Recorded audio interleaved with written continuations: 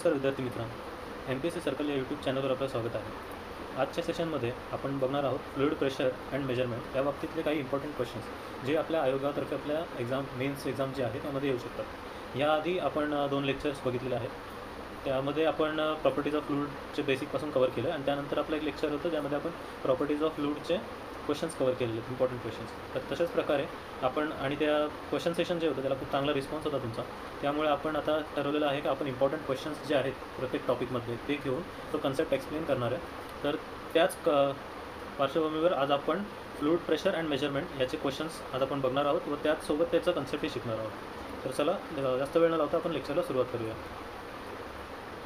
तर आता आपला पहिला क्वेश्चन आहे, अ water lake has a maximum depth of 100 meter if the atmospheric pressure is 101 kPa. The absolute pressure at this depth is. ठीक आहे. तर पहिले तर आपण हा क्वेश्चन सॉल्व करू, बट ह्याच्या आधी आपण ह्याच्या जे कन्सेप्ट आहे ते समजून घेऊ. तर सगळ्यात आधी आपल्याला माहिती आहे की प्रेशर आपल्याला आज जे डील करायचं आहे फ्लुइड प्रेशर. तर पहिले आपण समजून घेऊ का प्रेशर कसं असतं, कशाला बोलतात. तर कन्सिडर करा हा आपला वेसल आहे, वेसलमध्ये पाणी भरलेलं आहे. तर आपण हायड्रॉलिक शिकतो त्यामुळे आपण मोस्टली डील करतो वॉटरसोबत. तर आपण कन्सिडर करू की हा वेसलमध्ये वॉटर आहे आणि तो वॉटरची लेवल जी आहे वेसलमध्ये ती ह्याच्या हाईटपर्यंत तो भरलेला आहे आणि वरती जी आहे ती एअर आहे ॲज युजल आणि दिस इज वॉटर. ओके. तर आपल्याला नॉर्मली माहिती आहे का एअरमध्ये जे आपलं ॲटमॉस्फेरिक प्रेशर आहे त्याला आपण असं म्हणू का पी ॲटमॉस्फेरिक प्रेशरला आपण पीने डिनोट केलं. That is equal to normally 1.0132 bar इतकं असतं, करेक्ट. आणि वॉटरचं जे सरफेसला प्रेशर असणार that will be same equal to atmospheric pressure. Okay. आता आपल्याला जर कोणी विचारलं का वॉटरच्या सर्टन समजा ह्या हाईटला प्रेशर किती आहे, तर आता काय असतं हे बघा. आता इथून किती समजा डेल्टा एच हाईटनी हे सरफेसपासून खाली आहे. तर त्याचं पाठचं कन्सेप्ट असं आहे का वर जे आहे ह्या सरफेसच्या वर तो एअर कॉलम आहे, बरोबर. म्हणजे जे काय प्रेशर एक्झर्ट होणार या सरफेसवर that will be equal to the mass of, म्हणजे तो कोण एक्झर्ट करणार, एअरचा मास एक्झर्ट करणार. ओके. आणि त्याच्या खाली इथे मीडियम चेंज होतं आहे किंवा आपलं सबस्टन्स चेंज होतं आहे. आपलं सबस्टन्स आता काय होतं आहे, वॉटर किंवा लिक्विड. मग एअरचा मास जो आहे तो तेवढं प्रेशर एक्झर्ट करणार. बट जसं जसं आपण या सरफेसच्या खाली येत जाणार तसं काय होणार, इथे जे हा जो मास आहे तो आता एअरचा नाही, एक्स्ट्रा वॉटरचा मास आहे, बरोबर. तर मग त्याच्यामध्ये जो प्रेशर एक्झर्ट करणारा कंपोनंट काय चेंज होतं आहे, ग्रॅव्हिटी जी आहे ती सेम आहे दोन्हीकडे. वर काय होतं, फक्त एअर होतं ज्याची डेन्सिटी कमी आहे आणि इथे वॉटर आहे ज्याची डेन्सिटी जास्त आहे. रॉक वॉटर किती असते, 1000. ओके. हे सर्वांना माहिती असेल. तर डेन्सिटीचा चेंज होतो आहे, म्हणजेच काय होतं आहे ह्या हाईटला डेल्टा एच हाईटला जर आपल्याला प्रेशर कॅल्क्युलेट करायचं असेल, पहिले तर आपण बघू प्रेशरचा फॉर्म्युला काय. प्रेशर आपण कसं लिहितो, जी कुठल्या मीडियममध्ये आपल्याला मोजायचं त्याचा rho density, okay, into gravity. कारण कसं आहे ग्रॅव्हिटी ॲक्ट्स डाऊनवर्ड आणि आपलं प्रेशर पण त्या हिशोबातच ॲक्ट होणार. आणि हाईट कुठल्या हाईटला आपण त्या मीडियममध्ये मोजतो आहे. ओके. हा आपला प्रेशरचा नॉर्मल फॉर्म्युला आहे. त्याचा ॲक्च्युली डेरिवेशन पण आहे का हा कुठून आला ते आपण नंतर बघू, गरज लागली, कारण आपल्या सिलेबसमध्ये तसं काय डेरिवेशनचं पार्ट नाही आहे. ते जर आपल्याला इनकेस क्वेश्चन आलंच पुढे कुठलं तर ते आपण बघूया. तर हा नॉर्मल फॉर्म्युला तर लक्षात ठेवा. जर आता ह्या फॉर्म्युल्यावर बेस्ड आपण क्वेश्चन बघितलं आणि आपल्याला जर डेल्टा एच हाईटला आपल्याला जर प्रेशर काढायचं आहे, ओके, तर किती प्रेशर असणार. आता आपल्याला समजा हा पॉईंट आपण ए कन्सिडर केला तर pressure at A will be equal to rho G. आता रो काय, वॉटर आहे, वॉटर कॉलममध्ये तो, आणि त्याचा डेल्टा एच. ओके. हा तर झाला जो आपला हा जो वॉटर कॉलम त्याच्यावर आहे तेवढं प्रेशर. हा काय सांगतोय, हा फक्त एवढ्या पोर्शनचं मी किती प्रेशर एक्झर्ट केलं ह्या पॉईंटवर ते दाखवते. आता आपल्याला जर टोटल प्रेशर काढायचं, ॲब्सॉल्यूट प्रेशर त्याला आपण म्हणतो, तर त्याच्यासाठी आपल्याला काय करावं लागेल, ह्याच्यावरचं जे प्रेशर आहे म्हणजे हा जो वरचा प्रेशर आहे म्हणजे हा जो मास प्रेशर त्याच्यावर एक्झर्ट करतो तो पण प्रेशर कन्सिडर करायला लागेल. म्हणजेच आपल्याला समजा हा पॉईंट आपण कन्सिडर केला, जो सरफेसवर आहे त्याला आपण बी कन्सिडर केला. तर प्लस काय होणार प्रेशर ॲट बी. आता प्रेशर ॲट बी काय ॲटमॉस्फेरिक प्रेशर आहे, इज नथिंग बट, म्हणूनच प्रेशर ॲट ए काय होऊन जाईल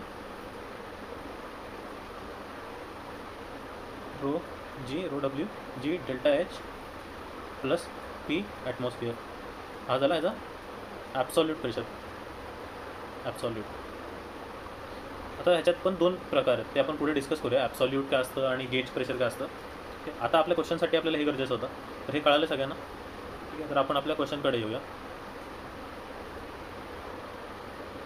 आपला क्वेश्चन काय होता का water lake has the maximum depth of 100 metre.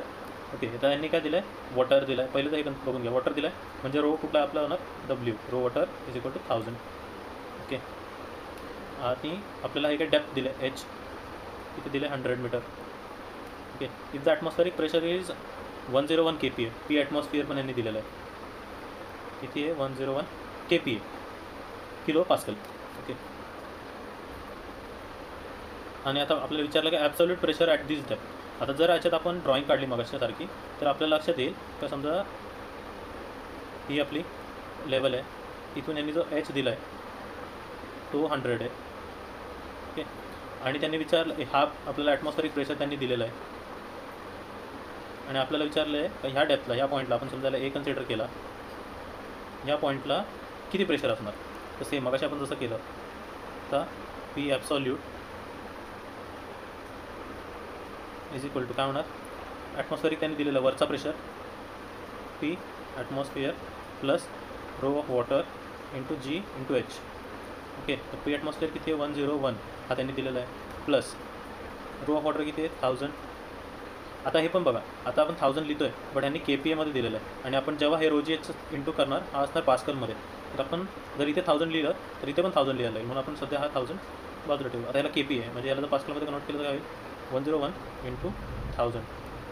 101 consider करू, चला 101 इंटू 1000 प्लस 1000 रो इंटू जी. आता इथं आपण जी सिम्पली आपल्या कॅल्क्युलेशनचं सिम्प्लिफिकेशनसाठी जी आपल्याला ॲज युजल माहिती आहे, जीची व्हॅल्यू काय असते 9.81 करेक्ट, पण आपल्या सिम्प्लिफिकेशन कॅल्क्युलेशन इझी झालं म्हणून आपण कन्सिडर करू 10 इंटू हाईट किती दिलं 100 करेक्ट. आता ह्याचं जर आपण मल्टिप्लिकेशन केलं, आता हे 1000 आपण समजा कॉमन घेऊया दोघांमधून, 1000 आपण कॉमन घेतलं तर म्हणजे आणि ते KPA किलो पास्कलमध्ये कन्वर्ट करायचं आपल्याला प्रेशर आहे बरोबर. तर आपण कन्सिडर केलं 101 प्लस याचं जे मल्टिप्लिकेशन किती येणार 10 इंटू 100 1000 प्लस 101, आता मल्टिप्लिकेशन करायचं आपलं. ओके, तर मग आपला 1000 आपण कॉमन घेतलं दोघांमधून, हा 1000 आणि हे 1000 कॉमन घेतलं. आता आपल्याकडे काय 101 प्लस 10 इंटू 100 म्हणजे किती 1000 प्लस 101 इज नथिंग बट 1101, आणि पुढे आपण लिहिणार KPA. तर आता ह्याच्यामध्ये आपलं नियरेस्ट व्हॅल्यू कुठली, आता हात आपण अप्रॉक्स काढला आहे कारण आपण जीची व्हॅल्यू अप्रॉक्स घेतली आहे, तर ह्याच्या नियरेस्ट व्हॅल्यू चेक करायची. जी ऑब्वियस आहे कमी असणार, आपण 10 घेतलं आहे आणि 9.81 कमी असणार म्हणजे त्याच्यापेक्षा थोडी कमी असणार, थोडीशी जास्त नाही. तर 1101पेक्षा कमी इथं व्हॅल्यू किती आहे 1082, आणि हा आपला आन्सर झाला. ओके, हे कळालं सगळ्यांना. आता आपण बघतोय आपलं नेक्स्ट क्वेश्चनमध्ये काय विचारलं आहे, the intensity of pressure at any point in a liquid at rest is same in all direction, the above statement is non as. Okay, आता ह्या क्वेश्चनमध्ये त्यांनी आपल्याला विचारलं आहे हा जो स्टेटमेंट आहे हा कुठल्या लॉमध्ये सांगितलं आहे. काय स्टेटमेंट आहे, the intensity of pressure at any point in a liquid at rest is same in all directions. ठीक आहे, आता ह्याच्यामध्ये आपण काय बघणार पहिले तर समजून घेऊ काय म्हणायचं काय. हा आपला समजा वेसल आहे, ह्याच्यामध्ये वॉटर आहे, तर याच्यामध्ये समजा आम्ही हा इथे एक पॉईंट कन्सिडर केला, इथे एक पॉईंट कन्सिडर केला, तर ह्या पॉईंटला म्हणजे ॲट एनी पॉईंट रँडमली कुठेही तुम्ही इथे करू शकता, इथे करू शकता पॉईंट एनी पॉईंट. आणि हा लिक्विड कसा आहे रेस्टमध्ये, हा मूविंग नाही लिक्विड नाही आहे, तर ॲट रेस्टला आहे तर त्याच्यावर जे एक्झर्ट होणारं प्रेशरची इंटेन्सिटी आहे ती सेम असेल इन ऑल डायरेक्शन. म्हणजे या डायरेक्शनवरून जो प्रेशर लागतो ह्या डायरेक्शनवरून प्रेशर लागतो ह्या डायरेक्शन, म्हणजे इन्फिनाईट नंबर ऑफ डिरेक्शन्स आहेत बरोबर, प्रत्येक डिरेक्शनवरून लागणारा प्रेशर हा सेम असणार. हे कुठल्या लॉनी सांगितलं, तर ह्याचा हा जो लॉ आहे तो आहे आपला पास्कल्स लॉ. पास्कल्स लॉ सांगतो का एका जर फ्लूइड आहे जो रेस्टवर आहे आणि त्याच्यामध्ये कुठलाही एक पॉईंट आहे किंवा आपण बबल कन्सिडर करू, एक पार्टिकल कन्सिडर करू, मॉलिक्यूल कन्सिडर करू, तर त्याच्यावर लागणारा जो फोर्स आहे प्रेशर आहे तो प्रेशरची जी इंटेन्सिटी आहे ती सेम असणार इन ऑल डायरेक्शन. म्हणूनच तो काय म्हणतो का जो रिझल्टंट नेट प्रेशर किंवा नेट फोर्स जो आहे प्रत्येक पार्टिकलवर, प्रत्येक ज्या फ्लुइड ॲट रेस्टमध्ये आतमध्ये प्रत्येक पार्टिकलवर जो रिझल्टंट प्रेशर और रिझल्टंट फोर्स जो आहे तो 0 असणार. ही त्याची म्हणजे पुढची कंटिन्युटी का resultant force F net equal to 0 कशावर at any point in a fluid at rest. Okay, हा एक त्याचा स्टेटमेंट आहे एफ नेट इज 0. आणि दुसरा स्टेटमेंट काय का intensity of pressure same in all direction. एवढं का आलं पास्कलच्या लॉबद्दल. पुढचा क्वेश्चन बघूया. An oil of specific gravity 0.9 is contained in a vessel at a point. The height of oil is 40 metre. Find the corresponding height of water at the point. Okay, तर हा question काय आहे oil of specific gravity.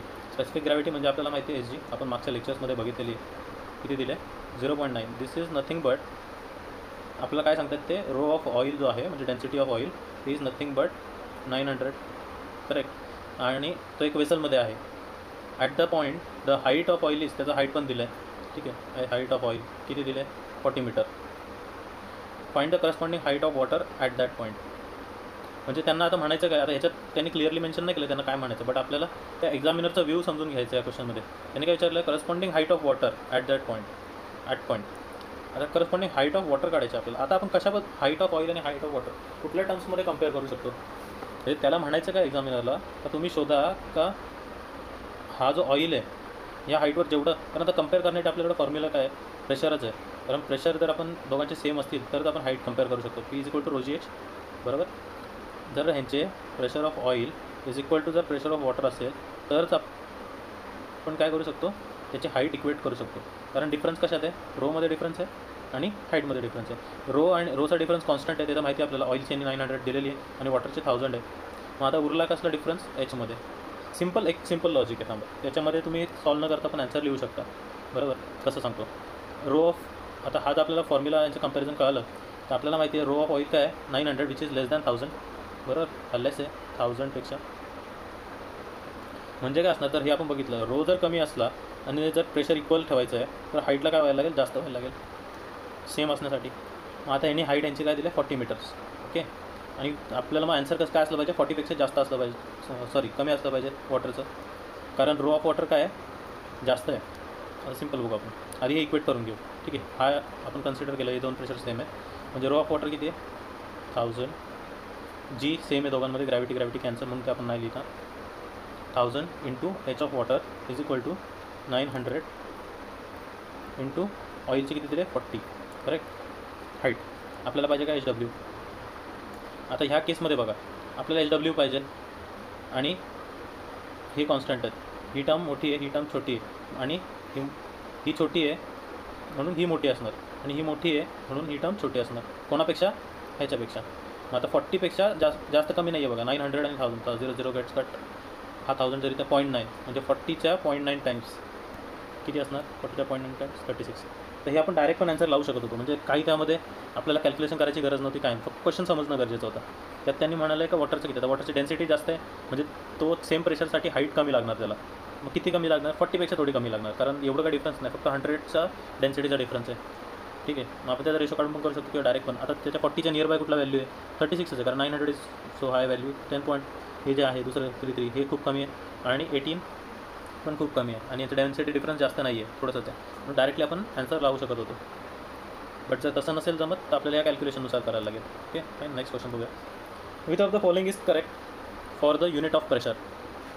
Okay, आता प्रेशरचं unit काय जसं आपल्याला माहिती आहे प्रेशर आपण बारमध्ये कमी मोजतो किंवा न्यूटन पर मीटर स्क्वेअर किंवा न्यूटन पर mm² पण बोलतो कधी कधी. ओके, आणि ह्यालाच न्यूटन पर मीटर स्क्वेअरलाच आपण बोलतो पास्कल. ओके, आता हे तर आपल्याला माहिती आहे. आता ह्यांनी काय विचारलं आहे का which of the following is correct for unit of pressure. आता बार ह्याच्यामधलं कुठलं स्टेटमेंट करेक्ट आहे पहिला स्टेटमेंट बघूया. 1 bar is equal to 105 newton per metre square और 105 पास्कल. आता आपल्याला पहिले तर माहिती आहे का एक बार म्हणजे किती newton per metre square. Okay, पहिले तर ते बघून घेऊ. 1 bar is nothing but 10⁵ newton per metre square. Okay, म्हणजे 1 × 10⁵ असं कन्सिडर करा. 10⁵ म्हणजे किती झालं 1000000 म्हणजे जवळपास 1,00,000 न्यूटन पर मीटर स्क्वेअर एवढं असतं. आता ह्याच्यावरून ह्या स्टेटमेंटमध्ये तुम्ही आन्सर शोधू शकता. ठीक आहे, तर आता यांनी काय दिलं 105 न्यूटन. दिस इज रॉंग, हाता ऑप्शन गेला. 1 bar is equal to 105 newton per M M square. हां, आता एम एम स्क्वेअरमध्ये जर ह्याचं तुम्ही कन्वर्जन केलं Newton per M M square, तर इथे काय होईल, मीटरचं एम एममध्ये कन्वर्जन होईल. ओके, 1 आता for 1 metre is equal to 1000 M M, बरोबर. त्याचा स्क्वेअर, आता इथे आपला स्क्वेअर आहे ना, मीटरचा स्क्वेअर, मग 1000चा स्क्वेअर किती होतो, 10⁶, बरोबर. मग आता ह्या गोष्टीला जर समजा जो 1 बारला जर आपल्या न्यूटन पर एम एममध्ये कन्वर्ट करायचं, डिवाइड बाय किती होणार, 10⁶, म्हणजे 10⁵ डिवाइड बाय 10⁶, किती झालं, 0.1 Newton, 1 Newton per M M square, बरोबर. म्हणजे आता हा स्टेटमेंट पण काय बोलतो आहे, चुकीचं आहे. This is wrong, this is wrong. 3 option आहेत आपल्याकडे अजून. आता थर्ड स्टेटमेंट काय होतं, 1 MPa is equal to 100 bar. MPa पहिलं तर गोष्ट, MPa म्हणजे काय, आपण जसं KPa म्हणतो, किलो पास्कल, तसं हा मेगा पास्कल आहे. मेगा पास्कल म्हणजे 10⁶ newton per M M metre square, sir newton per metre square, 10⁶ आहे. आता जर बार किती असतं, 10⁵ आणि त्याच्यावर 1, म्हणजे जर हा statement 1 MPa is equal to किती आला असता, 10 बार आला असता, आणि त्यांनी 100 बार दिलं आहे, म्हणजे हा क्वेश्चन चुकीचा आहे, आन्सर चुकीचा आहे. 1 MPa इज इक्वल टू 10 बार. आता आपण आताच बोललो तर 10 बार असू शकतं, दिस इज करेक्ट. लास्ट पण बघून घेऊ. आता आपला आन्सर तर मिळाला आहे, 1 बार इज इक्वल टू 105. 105चा काही संबंधच नाही, म्हणून आन्सर कुठला आपला डी. कळलं, तर आपलं जाऊया. Which of the following is a mechanical gauge. आता आपण पहिले गेजबद्दल समजून घेऊ. ओके, आता आपण पहिले गेजबद्दल समजून घेऊ. आता आपलं प्रेशर जर मेजर करायचं आहे, तर प्रेशर आपण त्यातला मेजर करण्यासाठी भरपूर टाईप ऑफ इन्स्ट्रुमेंट्स यूज करतो, ज्याच्यामध्ये मेकॅनिकल गेज एक टाईप आहे. त्यानंतर आपण न्यूमॅटिक गेज पण वापरतो, किंवा आपण ट्यूब्स पण वापरतो, मॅनोमीटर्स वगैरे. तर आपल्याला आत्ता बघायचं का मेकॅनिकल गेज कुठले आहेत. आता मेकॅनिकल गेज ज्याच्यामध्ये आपण काहीतरी मेकॅनिझम यूज करणार, ऑब्वियस. तर डायफ्राम गेज. तर डायफ्राम कसं असतं माहिती आहे, तर diaphragm gauge. Next is deadweight pressure gauge. Deadweight म्हणजे सर्टन अमाऊंट ऑफ डेडवेट, ज्याचं एक सर्टन मास असेल 5 kg 10 kg, ते आपण ठेवणार, आणि त्याच्या कंपॅरिझनमध्ये प्रेशर, फ्लूड किती त्याच्यावर प्रेशर अप्लाय करतो त्याला कॅलिब्रेट करून आपण एक समजा वजन काढायचं, त्यानुसार आपण करणार. म्हणजे दिस इज ऑल्सो मेकॅनिझम. डायफ्राम असं काहीतरी बेलोज शेपमध्ये असतं. हा किती कॉम्प्रेस झाला, समजा तुम्ही प्रेशर दिलं आणि हा किती कॉम्प्रेस झाला, त्याच्यावरून आपण त्याचा फिजिकल प्रॉपर्टी, म्हणजे तो पण एक mechanical type. Board on tube pressure gauge, मग जसं बोललो ट्यूब टाईप वेगळं असतात. बोर्ड ऑन ट्यूब, तर ह्याच्यात पण कसं असतं, कॉईल्स असतात ट्यूब्सच्या, आणि प्रेशर जे आहे ते इथून सोडलं जातं. मग ती कॉईल काय करते, प्रेशर आल्यामुळे स्ट्रेंथन व्हायची, मग ती किती स्ट्रेच होते त्यानुसार इथे स्केल लावलेली असते, तो आपल्याला इंडिकेशन देतो. दिस इज ऑल मेकॅनिकल मीन्स. इथे कुठेच आपल्याला एअर यूज नाही झाली, म्हणजे न्यूमॅटिक्स यूज नाही झालं, किंवा इलेक्ट्रिक काही यूज नाही झालं. प्रॉपर क्लिअरली हे मेकॅनिकल टाईप आहेत. म्हणून आता हे तिन्ही जे दिले, तिन्ही पण मेकॅनिकलीच वर्क करतात, म्हणून याचा आन्सर आहे ऑल ऑफ दिस अबव. तर मॅक्सिमम केसमध्ये हे क्वेश्चन तुम्हाला विचारू शकतात मेकॅनिकलवरच बेसली मोस्टली, म्हणून मी तुम्हाला तिन्ही टाईप जरा इथे समजून सांगितले. बोर्ड ऑन प्रेशर ट्यूब कसं असतं, किंवा डायफ्राम कसं असतं, आणि डेडवेट टाईप कसं असतं. त्याच्यावरून हा क्वेश्चन तुम्हाला समजला असेल. नेक्स्ट बघूया. A gauge indicates 15 kPa as the fluid pressure while the ambient pressure is 160 kPa. Okay, आता आपण पहिले समजून घेऊ गेज प्रेशर काय असतं, त्यानंतर ॲब्सॉल्यूट प्रेशर काय असतं ना, आणि याच्यामध्ये 3 टर्म्स आहेत, व्हॅक्यूम प्रेशर, गेज प्रेशर आणि ॲब्सॉल्यूट प्रेशर. तर हे समजून घेऊ पहिले, त्यानंतर हा क्वेश्चन करूया. तर आता आपण ह्याला कसं करू, 3 कॅटेगरी. म्हणजे समजा हे जे आपली लेवल आहे, हा आपला जो रेफरन्स आहे,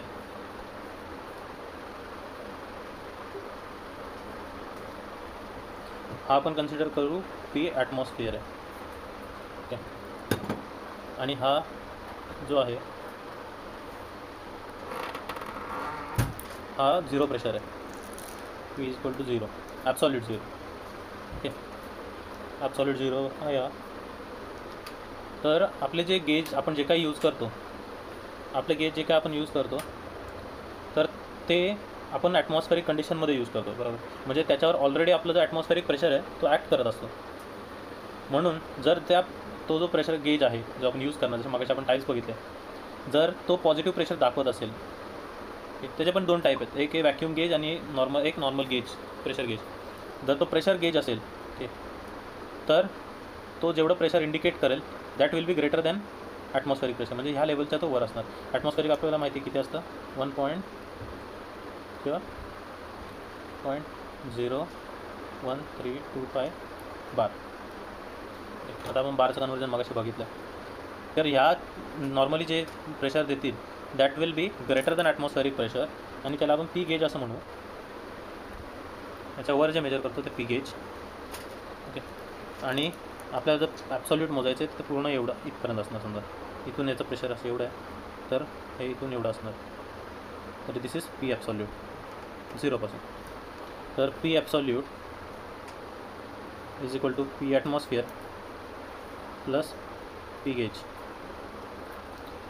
हे कोणासाठी, जे नॉर्मल प्रेशर गेज आहे त्यासाठी.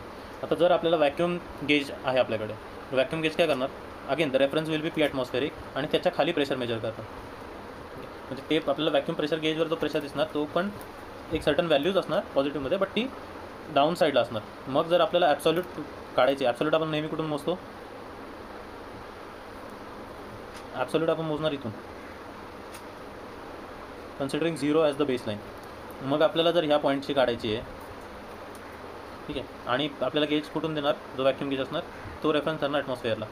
मग आपल्याला ह्या पॉईंटला जर ॲब्सोल्यूट प्रेशर काढायचं तर त्याचं आन्सर काय येणार, पी ॲब्सोल्यूट ॲट, समजा हा पॉईंट सी पकडा, is equal to P atmosphere minus P gauge. Okay, कळालं. कारण आता हा ॲटमॉस्फिअरपेक्षा कमी आहे ना. व्हॅक्यूम म्हणजेच काय, जेव्हा ॲटमॉस्फिअरपेक्षा कमी प्रेशर तिथे डेव्हलप होतो तेव्हा त्याला आपण व्हॅक्यूम प्रेशर म्हणतो, कारण तिथे तो प्रेशर लेवल ड्रॉप झालेले असते. ओके, तर फॉर एक्झाम्पल आता तर एक्झाम्पल द्यायचं झालं, आपण व्हॅक्यूम क्लीनर यूज करतो. व्हॅक्यूम क्लीनरमध्ये काय करतात, जो आतमध्ये प्रेशर आहे तो ड्रॉप करतात बिलो ॲटमॉस्फेरिक प्रेशर. त्याच्यामुळे काय होतं, आतमध्ये प्रेशर ड्रॉप झाल्यामुळे बाहेर ॲटमॉस्फेरिक प्रेशर आहे आणि इनसाईड जे आहे ते बिलो ॲटमॉस्फेरिक आहे. मग त्यामुळे हाय प्रेशर थ्रू जो आपला फ्लो आहे तो नेहमी high pressure to low pressure साईडला जातो, आणि तो एक फ्लो क्रिएट होतो. इथे आपण काय करतो, कुठलं एक्स्ट्रा प्रेशर आतमध्ये म्हणजे वाढवत नाही आहे बाहेरच्या साईडला, बट ऑलरेडी प्रेशर आहे तर आपण या साईडला ड्रॉप करतो, म्हणून ती फ्लो जो आहे तो जनरेट होतो, आणि आपला जो डर्ट वगैरे आहे ती व्हॅक्यूम क्लीनरमध्ये खेचली जाते.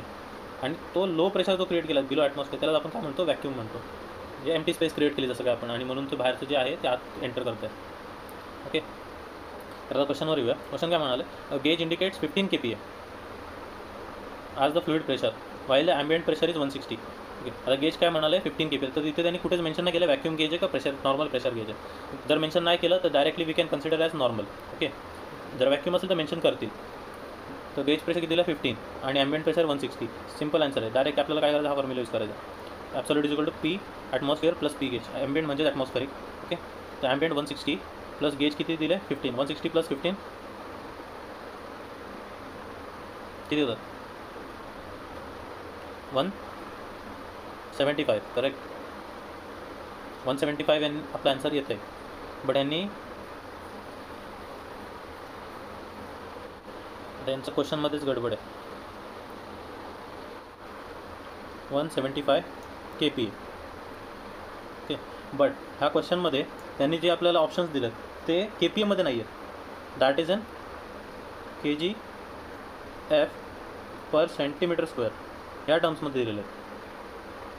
ओके, तर आता हे कधी कधी असं आपल्या एक्झाममध्ये पण होऊ शकतं का आन्सर, आता इथे मे बी ते मेन्शन करायला विसरलं आहे, बट असं आपल्याकडे पण होऊ शकतं का आपल्याला क्वेश्चन विचारलं KPAमध्ये आन्सर आणि ऑप्शन दिलं KGF पर सेंटीमीटर स्क्वेअरमध्ये, तर याला आपल्याला कन्वर्ट करावं लागेल. तर 175 तर आपलं आलं KPAमध्ये. ओके, तर KPA आपल्याला हे माहिती आहे, KPA म्हणजेच काय, kilo Newton per metre square. तर आपल्याला जर KGF फोर्समध्ये कन्वर्ट करायचं काय करायला लागेल, पहिले त्याला न्यूटन पर मीटर स्क्वेअरमध्ये आणू. ठीक आहे, 1 + 160 किती मिळालं, 175 KPA. बट यांना कशात पाहिजे, kg पर सेंटीमीटर स्क्वेअरमध्ये. तर आपण पहिले याला कन्वर्ट करून घेऊ kg पर सेंटीमीटर स्क्वेअरमध्ये. आता आपल्याला हे माहिती आहे this is nothing but 175 × 10⁻³ newton per metre square बरोबर. आता आपल्याला सेंटीमीटरमध्ये कन्वर्ट करायचं आहे. मग जसं मध्ये केलं तसं आता सेंटीमीटरमध्ये करायला किती येणार, 100चा स्क्वेअर होणार बरोबर डिवाइड. आणि न्यूटनचं जर के जीमध्ये कन्वर्ट करायचं आहे तर न्यूटन काय असतं, मास इंटू के जी इंटू ग्रॅव्हिटी बरोबर, मास इंटू ग्रॅव्हिटी. तर आपल्याला ग्रॅव्हिटीने डिवाइड पण करायला लागेल. म्हणजे आपल्याला काय करायला 175 into 10⁻³ divide by 9.81 gravity into जे आता आपल्याला हे दिलं आहे सेंटीमीटरमध्ये करायचं बरोबर ना. 100 centimetre is equal to 1 metre. मग त्याचा स्क्वेअर, 100चा स्क्वेअर किती, 10,000. ओके. आता ह्याच्याने जेव्हा आपण डिवाइड करणार तेव्हा आपल्याला आन्सर काय मिळणार. आता इथे बघा 1 पॉईंटमध्ये दिलं आहे. ओके. म्हणजे आपल्याला आता समजा हे कट झालं, हे गेलं, दिस ॲक्शन इकडे 17 आहे. 9.81 जर त्याला डिवाइड केलं तर आपण जर अप्रॉक्सिमेट कॅल्क्युलेशन करायचं ह्याला 10 कन्सिडर करून 17.5, बट ह्याची व्हॅल्यू 10पेक्षा कमी आहे म्हणजे ह्याचीच व्हॅल्यू काय होणार, वाढणार. 10पेक्षा कमी म्हणून याची व्हॅल्यू वाढणार. 17.5 1.78 समथिंग येईल, जास्त होणार. म्हणून आपला आन्सर आहे 1.78. खूप कळलं आहे.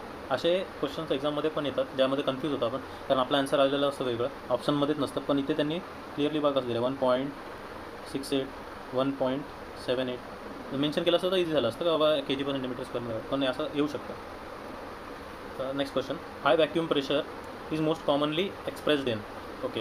आता हा जो आहे त्याचं युनिट विचारलं. जर हाय व्हॅक्यूम असेल तर त्याला कशामध्ये एक्सप्रेस करतात. तर हा स्ट्रेट क्वेश्चन आहे. आपण आता नॉर्मल जर प्रेशर असेल तो कशामध्ये, पास्कलमध्ये लिहितो. आणि जर हाय व्हॅक्यूम असेल तर त्याचं युनिट असतं टॉर्क. हे लक्षात ठेवा. जर high vacuum pressure denoted by TR torque. हे सिम्पल लक्षात ठेवणं लॉजिक, तिथं काय नाही, लक्षात ठेवायचं आहे. Next question, barometer measures. Barometer आपण आधी पण बघितलं जेव्हा आपण व्हॅक्यूम प्रेशर आणि जे टेम्परेचर मेजरमेंट शिकत होतो. ओके. तर बॅरोमीटर म्हणजे त्याच्यामध्ये आपण काय मेजर करतो आहे, आधी पण बघितलं आपण ॲटमॉस्फेरिक प्रेशर मेजर करतो बॅरोमीटर थ्रू, कारण त्याच्यामध्ये मर्क्युरी आपण यूज करतो प्रेशर मेजरमेंटसाठी बरोबर. तर आपण ॲटमॉस्फेरिक प्रेशर मेजर करतो. किंवा आपण ॲटमॉस्फेरिक प्रेशरला कधी कधी असे म्हणतो बॅरोमेट्रिक प्रेशर.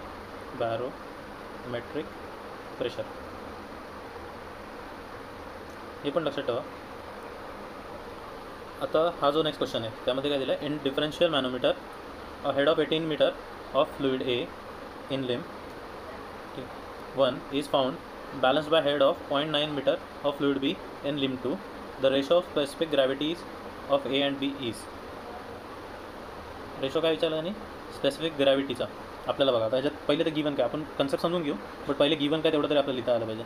आता त्यांनी एक हेड किती दिला आहे, हेड म्हणजे H, त्याचं आपण मगापासून बघ किती 1.8 मीटर.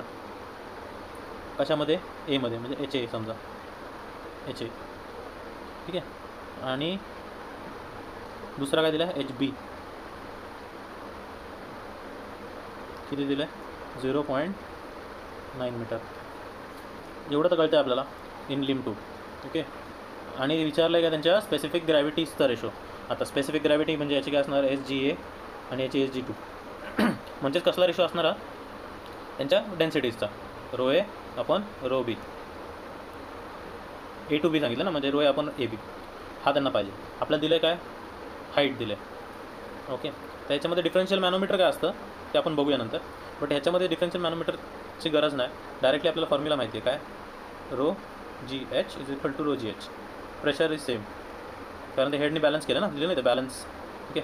मग आता आपल्याला ρA आपण ρB काढायचं, म्हणजे हा समजू आपण A, हा कन्सिडर करू B. हा जर आपण इकडे घेतला हा आपण काय होणार HA HB. Okay. G gets cancel. मग आपल्याला भेटणार ρA upon ρB is equal to काय होणार HB upon HA. Okay. Correct. मग HB किती दिलं आहे आपल्याला 0.9 अपॉन 1.8. मग काय होणार 1 जर 2चं म्हणजे काय 0.5 झाला यांचा रेशो. आपला कुठला आन्सर आहे B. करेक्ट. याच्यामध्ये डिफरन्शियल मॅनोमीटरचं ॲज अ रिक्वायरमेंट नव्हती, बट आपण ते वर्ड बघून कन्फ्यूज होऊ शकतो. सिम्पल एक याच्यामध्ये सिम्पल ह्या फक्त एक फॉर्म्युलावर आपल्याला आन्सर येणार होता, बट कन्फ्यूज होण्यासारखं स्टेटमेंट दिलेलं आहे. तर ते कन्फ्यूज आपल्याला फक्त. ओके. तर मित्रांनो आता आपण बघू का डिफरन्शियल मॅनोमीटर जो त्या क्वेश्चनमध्ये उल्लेख केलेला होता. तर मॅनोमीटरचे टाईप बघून घेऊया आणि मग डिफरन्शियल मॅनोमीटर समजून घेऊ. तर आता आपण जे पहिलं आपलं टाईप आहे मॅनोमीटरचा, तो आपण नॉर्मल एक यूट्यूब मॅनोमीटर ज्याला म्हणतो. म्हणजे एक आपलं पाईप असतं, त्या पाईपमधून प्रेशराईज फ्लुइड पास ऑन होत असतं आणि त्याला कनेक्ट केलेलं असतं आपलं एखादं यूट्यूब, असं साधारण यूट्यूब असते आपली.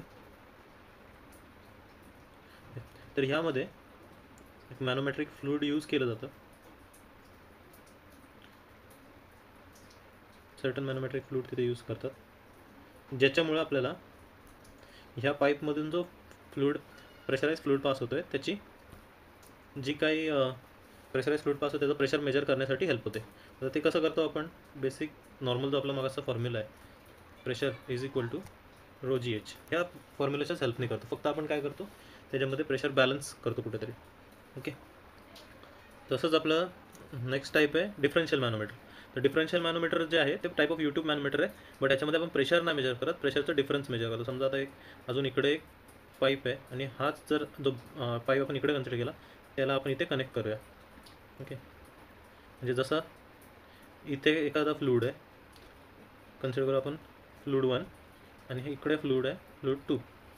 ओके, तर दोघांच्या प्रेशरमधला जो डिफरन्स आहे तो आपल्याला इथे इथे मिळतो ह्या डिफरन्शियल मॅनोमीटरच्या थ्रू. ते पण same principle remains the same. Okay, आपण तो कसं मेजर करतो ते पण बघूया. आणि तिसरं आपलं टाईप आहे इन्व्हर्टेड डिफरन्शियल मॅनोमीटर. आता इन्व्हर्टेड यूट्यूब मॅनोमीटर और इन्व्हर्टेड डिफरन्शियल मॅनोमीटर, तो कसा असतो, सेम दोन समजा पाईप आहेत तर त्याला उलटा यू टाईप ट्यूब कनेक्टेड असतो. ओके, इकडे आहे समजा ए फ्लूइड आहे, इकडे बी फ्लूइड आहे आणि इथे सर्टन आतमध्ये मॅनोमेट्रिक फ्लूइड असणार आहे. Concept remains the same. 3 type बघितले आपण, नॉर्मल यूट्यूब मॅनोमीटर, डिफरन्शियल यूट्यूब मॅनोमीटर आणि इन्व्हर्टेड यूट्यूब मॅनोमीटर. ओके, तर आता आपला जो क्वेश्चन होता त्याच्यामध्ये डिफरन्शियल मॅनोमीटरचा उल्लेख केलेला होता. तर आपण डिफरन्शियल मॅनोमीटर समजून घेऊ आणि ते प्रेशर मेजर कसं करतात ते पण समजून घेऊ. तर कन्सिडर करू आपण हा एक पाईप आहे ज्याच्यातून फ्लूइड फ्लो होतो आहे, दुसरा पाईप या हाईटवर आहे, त्याच्यातून एक यूट्यूब निघाली आहे. यूट्यूब मॅनोमीटर कन्सिडर आपण त्यांना दोघांना जॉईन केले का, आता आपल्याला प्रेशर डिफरन्स मेजर करायचा आहे आणि त्यात एक सर्टन आपण मॅनोमेट्रिक फ्लूइड घेतलं आहे.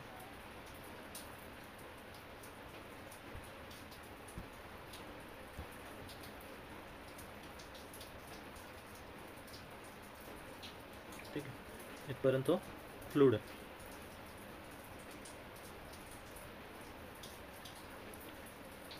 आता ह्याला आपण नेमिंग देऊ, समजा हा ए फ्लूइड आहे, हा बी फ्लूइड आहे. आणि आता आपल्याला काय करायला लागेल, ह्याच्यामध्ये एखादा रेफरन्स आपल्याला ठरवायला लागेल. तर आपण आता काय कन्सिडर करणार, दोन आपल्याकडे ह्याच्यात आहेत का, आयदर आपण हा रेफरन्स फिक्स करू शकतो किंवा हा, जिथे म्हणजे फ्लूइडचे इंटरफेस चेंज होतात, म्हणजे हा डिफरंट फ्लूइड आहे आणि मॅनोमेट्रिक फ्लूइड हा डिफरंट आहे. त्यापैकी आपण कुठलाही एक रेफरन्स ठरवू शकतो ज्याच्यापासून आपल्याला दोन्ही जे फ्लूइड आहेत त्यांचा हाईट मेजर करायचे कुठले म्हणजे. तर आपण समजा जर हा कन्सिडर केला, हा वाला कन्सिडर केला,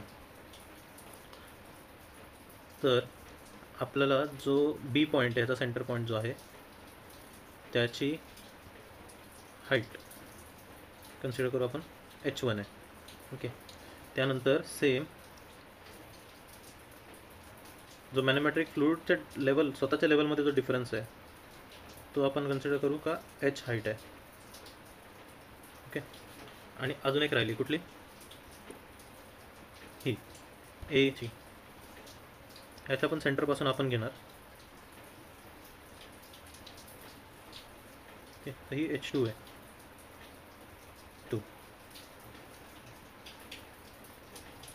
ओके, डिफरन्स काय आला ह्याच्यामध्ये आपल्याला फक्त बघायचं का असतं. आता अशा टाईपच्या क्वेश्चनमध्ये आपल्याला आयदर प्रेशर ॲट बी दिलेला असू शकतो और प्रेशर ॲट ए दिलेला असू शकतो, हाईट्स आपल्याला गिवन असतात. ओके, आणि मॅनोमेट्रिक फ्लूइड पण कोणता आहे ते दिलेलं असतं. ओके, तर याचा मॅनोमेट्रिक फ्लूइडचं नेम देतील, त्याची डेन्सिटी मेन्शन करून देतील, रो, हे आपल्याला गिवन असतात. आणि आपल्याला एक कुठलं तरी एखादा प्रेशर काढायचा असतो किंवा कुठली तरी हाईट काढायची असते. मॅक्सिमम केसमध्ये प्रेशरच काढायचा असतो किंवा जर कुठला क्वेश्चन असेल त्यामध्ये मॅनोमेट्रिक फ्लूइड राईज काढायचं असतं. तर आपल्याला काय करायचं आहे, कुठल्याही एका साईड म्हणजे बॅलन्स करायचं आहे. म्हणजे समजा आता आपण डिवाईड केला या पॉईंटला, आता कुठलाही फ्लूइड जेव्हा आपण कन्सिडर करतो आणि जर सेम जी हाईट असते त्या हाईटला जो प्रेशर असतो फ्लूइड पार्टिकल जर सेम फ्लूइड आहे आणि कुठल्याही शेपमध्ये ठेवला, इरेग्युलर शेप कुठलाही असेल त्याच्यामध्ये जर तो प्रेशर आहे जर सेम हाईटला 2 पॉईंट आपण कन्सिडर केले अंडर द सेम फ्लुइड तर तिथलं प्रेशर सेम असतं.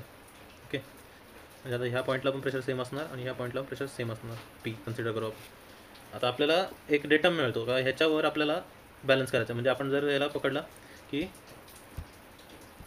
We consider this as RHS and this as LHS. तर आता जे आपल्याला बघायचं आहे पहिलं आपण काय करणार, LHS साईडचे प्रेशर लिहून घेणार, म्हणजे किती प्रेशर तिथं ॲक्ट करतात LHS. ओके, तर पहिला काय आहे PA प्रेशर आहे, तो जो आतमध्ये पाईपमध्ये जो प्रेशर आहे, प्लस दुसरा कुठला प्रेशर आहे. आता हाच फ्लुइड इथपर्यंत पण आलेला असणार. ओके, मग ते H2 हाईटपर्यंत, मग त्याच्या आतमध्ये आपल्याला ह्याचा रो पण दिलेला असणार, ह्याच्यात जो फ्लुइड असणार त्याचा रो दिलेला असणार, ह्याच्यात जो फ्लुइड असणार त्याचा रो पण दिलेला असणार. ओके, आता आपल्याला हाईट जर कुठल्या फ्लुइडची माहिती आहे आणि डेन्सिटी माहिती आहे तर आपल्याला प्रेशर मेजर करता येतो. काय फॉर्म्युला आहे, रो ए, कारण ए फ्लुइड आहे, जी आणि H, तिथं H ए म्हणजे H कुठली इथं 2 आहे आपल्याकडे 2 प्लस. आता इथे बघा आपल्याकडे अजून एक फ्लुइड आहे मॅनोमेट्रिक फ्लुइड, त्याचा पण आपल्याला रो दिलेला असणार बरोबर. सेम परत तोच फॉर्म्युला यूज करायचा, रो मॅनोमीटर जी इंटू H, तर इथे Hचं आपण मेन्शन केलं आहे. ही झाली LHS आणि RHS आपली. आता RHS काय आहे, RHS मध्ये एक सिंगल फ्लुइड दिसतो आपल्याला ह्याच्यावरती, ह्याच्यावर अजून कुठला फ्लुइड आहे का नाही, मग त्याचा आपण कसं लिहिणार, आणि एक प्रेशर BA, मग PB plus row B G आणि H1 आहे बरोबर. आता ह्या दोघांना आपल्याला काय करायला लागेल, या दोघांना इक्वेट करायला लागेल. या दोघांना आपण जर इक्वेट केलं तर बाकी सगळ्या गोष्टी नोन असतात, या दोन प्रेशरपैकी एखादा कुठला तरी नोन असेल आणि मग आपल्याला सॉल्व करून काढायचं आहे उरलेला जो अननोन आहे. ओके, हा डिफरन्शियल मॅनोमीटरचा कन्सेप्ट. आता आपण पुढचे क्वेश्चन्स बघूया. आता हा क्वेश्चन काय बोलतो, it is required to find pressure difference between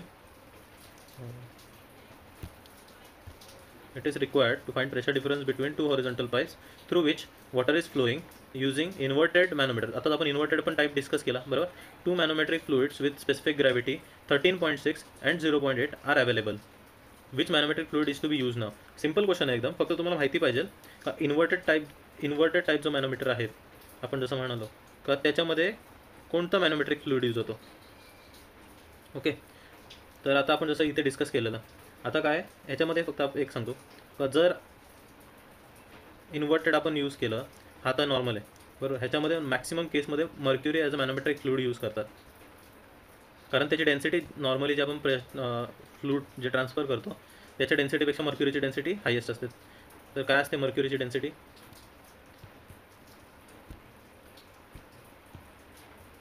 13.6 ही माहिती आहे सगळ्यांना. ओके, आणि जेव्हा आपण इन्व्हर्टेड टाईप यूज करतो म्हणजे असं वाला, आणि त्याला इथे दोन त्यांनी जसं सांगितलं स्ट्रीम कनेक्टेड आहेत.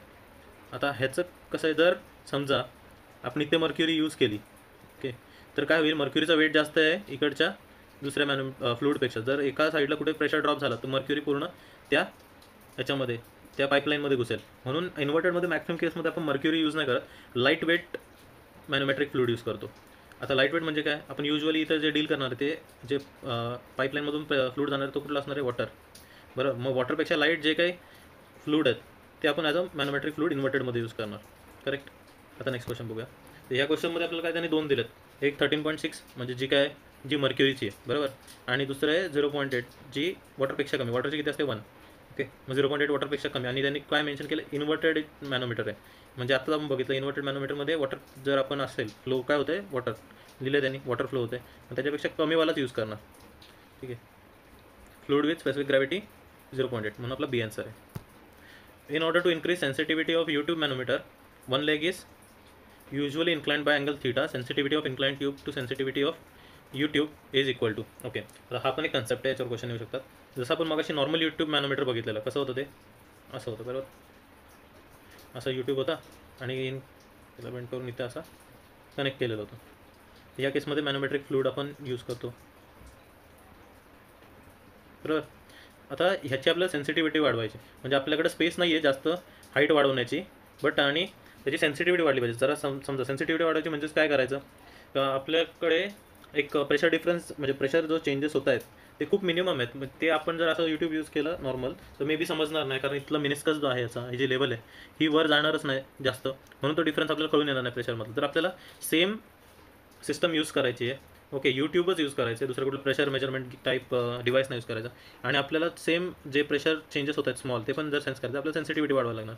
मग त्यासाठी आपण काय करतो, सेम याला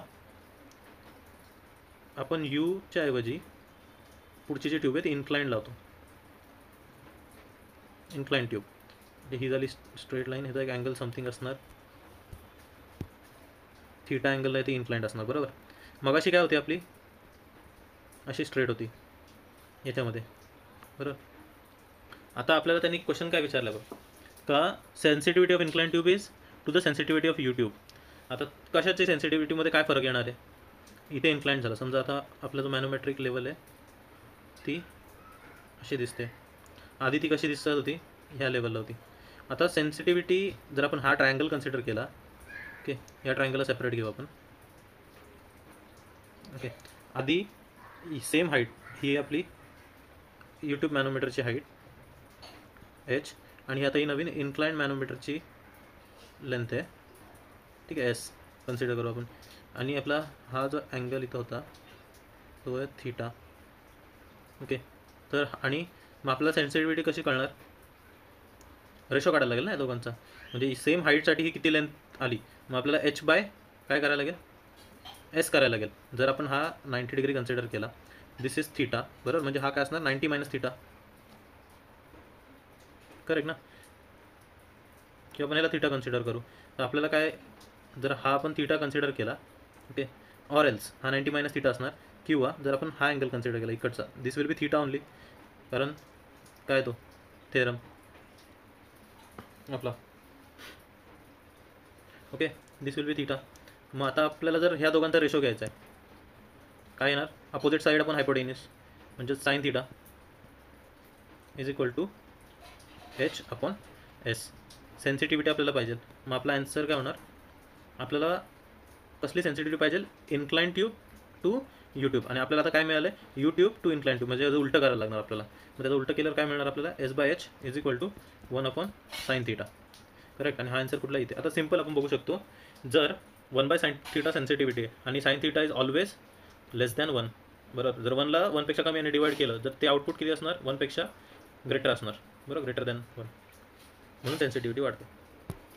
next, McLeod gauge are used for measuring. Okay, तर आता आपण मगाशी पण आधी आपण कुठले गेजेस बघितले, मेकॅनिकल गेजेस बघितले, बरोबर. आता मॅक्लॉइड गेज, आपण जे काय आता गेजेस बघतोय, आता मॅक्लॉइड गेज, ह्याच्यावरून हा गेज जो आहे, बाकी आपण ऑप्शनमधून पण एलिमिनेट करू शकतो इथे, बरोबर. RPM ऑफ शाफ्ट, गेज शाफ्टसाठी यूज नाही होत, सरफेस रफनेस होऊ शकतो. बट हा जो गेज आहे हा न्यूमॅटिक गेज, आणि हा व्हॅक्यूमसाठी यू पण यूज करतो, व्हॅक्यूम मेजर करायला. ओके, प्रेशर मेजरमेंट गेजेस आहेत ते. नेक्स्ट, द डेप्थ, ठीक आहे, आपण क्वेश्चन वाचू पहिला. The depth of fluid is measured in vertical z direction. The depth of fluid is measured in vertical z direction. X and y are the other two directions and are mutually perpendicular. The static pressure variation in the fluid is given by symbol have an usual meaning. आता हा question जो आहे त्यांनी simply आपल्याला formula विचारला आहे कशाचा, pressure variation, static pressure variation. आतापर्यंत आपण जे कॅल्क्युलेशन्स केले that is nothing but the static pressure variations, बरोबर. आपण नॉर्मल प्रेशरचे, आता प्रेशरचा फॉर्म्युला आपल्याला काय माहिती होता, P is equal to rho g h. Okay, हा फॉर्म्युला माहिती आहे, सेम याच्यावरूनच आपल्याला आन्सर लावायचा इथे. आता जर ते प्रेशर व्हेरिएशनबद्दल बोलत आहेत, मग काय होणार, प्रेशर जो आता आहे तो DP होणार, differential pressure. Okay, differential pressure, rho काय असतो, कॉन्स्टंट असतो, मग त्याला तर डिफरन्शिएट काय होणार नाही, बरोबर. जी काय असतो, कॉन्स्टंट असतो, मग डिफरन्शिएट काय होणार, एच फक्त, बरोबर. रो जी तसंच राहणार, DH. आता एचला, एचच्या डिरेक्शन काय, झेड डिरेक्शन आहे, मग आपण काय कन्सिडर करणार इथे, DHच्या जागी DZ. ओके, DZ कन्सिडर करणार, मग आपला आन्सर आपल्याला डायरेक्ट मिळतं आहे काय, हा जर DZ खाली आला, DP by DZ is equal to rho g. But आता आपण डायग्रामवर बघूया. ओके, हा आपली वेसल आहे, याच्यामध्ये वॉटर आहे, आणि Z डिरेक्शन कुठली आहे आपल्याला माहिती आहे, कॉर्डिनेट जर आपण इथे लावले, okay, this is Z direction, आणि ही X डिरेक्शन आहे.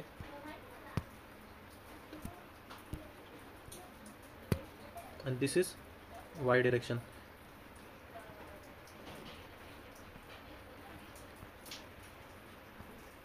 Okay, z x y.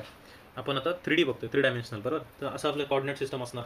आता झेड डायरेक्शन वरती पॉझिटिव्ह आहे, खाली निगेटिव्ह असणार मायनस झेड, बरोबर. आणि आपण जे प्रेशर व्हेरिएशन मोजतो ते कुठे असतात, खाली, म्हणजे मायनस झेड डिरेक्शनला असतात, करेक्ट. मग आपली जर मायनस झेड डिरेक्शन आहे तर इथे पण काय होणार, डी इकडे जो आहे त्याच्यापाठी मायनस साईन असणार. ओके, मग ती मायनस साईन म्हणजेच आता काय होणार, आपला आन्सर मायनस रोजी येणार. D P by D Z is equal to minus rho g. आपला आन्सर येणार डी. सिम्पल फॉर्म्युला आहे, लक्षात ठेवा फक्त. प्रेशर व्हेरिएशन कुठे होतं आहे, झेड डायरेक्शनमध्ये, बरोबर. जर आपण ह्याच्या वाईज गेलो डायग्रामवरून, प्रेशर आपलं व्हॅरी कुठे होतं आहे, झेड डायरेक्शनमध्ये, बरोबर. आणि मायनस झेड डायरेक्शनमध्ये, नुसतं झेड ना, मायनस झेड डायरेक्शनमध्ये. आणि ते इफेक्ट कोण करतं आहे, रो वर बेस्ड प्रेशर आपलं, रो जी आणि minus D Z. Okay, next. The atmospheric pressure at sea level is. आता याचं मी भरपूर वेळा डिस्कस केलं आहे. काय atmospheric pressure at sea level, 1.0132 bar, correct. तर मग बारच्या टर्म्समध्ये आपल्याला माहिती आहे. आता आपल्याला कुठल्या टर्म्समध्ये काढायचं आहे, यांनी सांगितलं आहे, kilo Newton per metre square और मीटर्स ऑफ वॉटर और MM ऑफ Hg. आता हात जर आपण किलो न्यूटनमध्ये घेतलं, बार किती असतं, 10⁵ असतं न्यूटन पर मीटर स्क्वेअर. आता 2 किलोमध्ये करायचं आहे म्हणजे काय, 10⁵ राहिलं पाहिजे.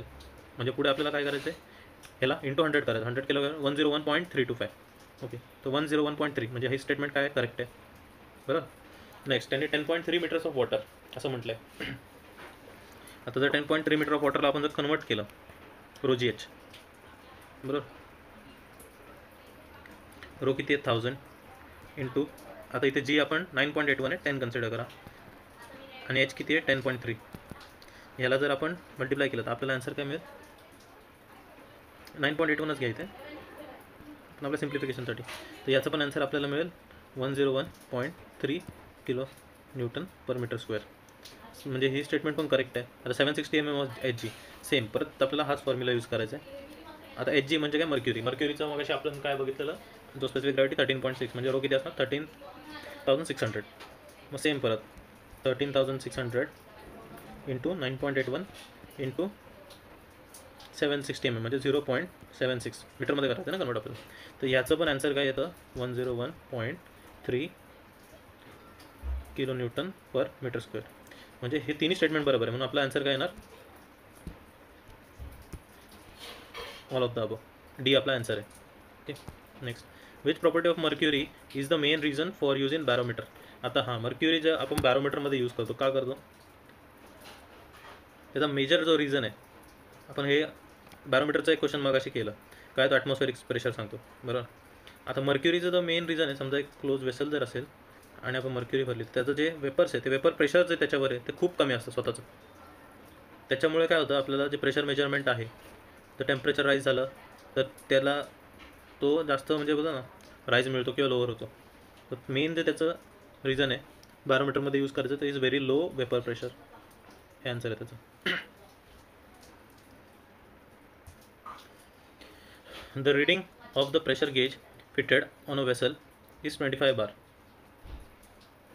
Pressure gauge ची reading दिली आपल्याला. Okay, the atmospheric pressure is 1.03 bar and the value of G is 9.81. the absolute pressure in vessel विचारला. आता आधी आपण हे डिस्कस केलं ॲब्सोल्यूट प्रेशर कसं काढतात, बरोबर. आणि यांनी पी गेज काय दिलं आपल्याला, 25 बार. ॲटमॉस्फेरिक प्रेशर किती दिलं आहे, पी ॲटमॉस्फेरिक 1.03 बार. ओके, आणि त्यांनी आपल्याला ॲटमॉस्फेरिक प्रेशर विचारलं. आता इथे त्यांनी कुठेही मेन्शन नाही केलं तर व्हॅक्यूम गेज आहे, प्रेशर गेज आहे नॉर्मल, बरोबर. मग आपण काय करणार, 25ला जर पी ॲब्सॉल्यूट काढायचं आहे, काय फॉर्म्युला आपला, P atmospheric plus P gauge, बरोबर.